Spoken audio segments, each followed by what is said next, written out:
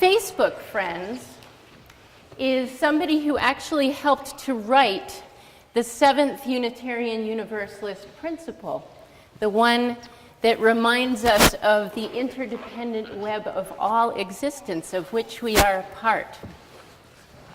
And he told me a long time ago that he had a hope about that principle, which is that we would come to understand it as more than just an interdependent web of connections in nature, in plants and animals and people, but really, as it's written, an interdependent web of all existence, everything we can imagine and beyond. And so today, it occurs to me that hope exists, and there's an interdependent web that hope is a part of. In fact, to me, it seems we can even imagine an interdependent web of hope and hopefulness and hoping, hope that's interwoven and connected. This morning, I brought a basket with oak leaves and acorns and little bits of acorns, and I will pass it around, and you folks can rifle through it and see what's there, and I'll tell you why I brought that today. Oak trees. If you could imagine an oak tree big enough to fill nearly this sanctuary, oak trees every fall, when the time is right, put out thousands of little acorns. And to me, these acorns are like little nuggets of hope. The oak tree saying, here I go. I'm going to let my hope go out into the world. And that oak tree holds its hope out for future possibility of oakness in the world. But that oak tree's hopes are connected to the hopes of squirrels. Squirrels which also hope for a bumper crop of acorns.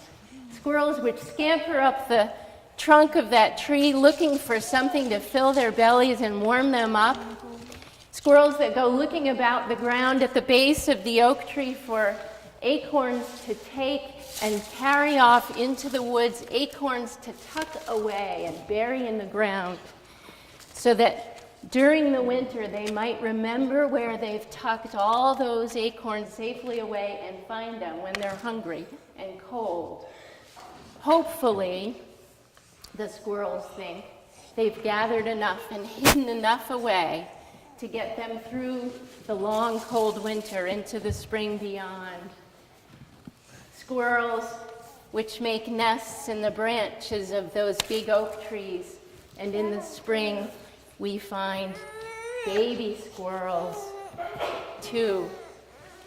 Now the oak tree, it seems to me, hopes that the squirrels might forget about some of those acorns that they've hidden away.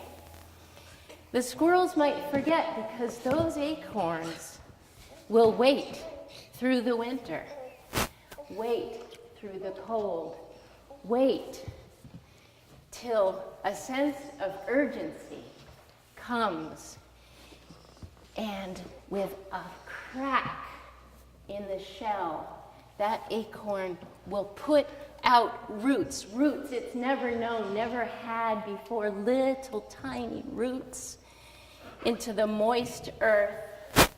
And that little acorn will put out a stem, cracking it through that shell, a stem that reaches, drawn by the warmth of the light of the sun, drawn through the earth into the air.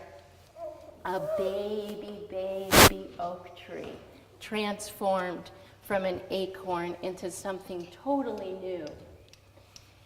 And I hope that one day, that little baby oak tree will itself be a big, great, grand oak tree, big enough to fill a sanctuary like this, big enough to put out thousands of acorns of its own. And I hope that one day, one of you might be walking past that oak tree, and you might see a squirrel scampering up its trunk, and you might notice an acorn or two at the base, and you might think back to today when you had a hope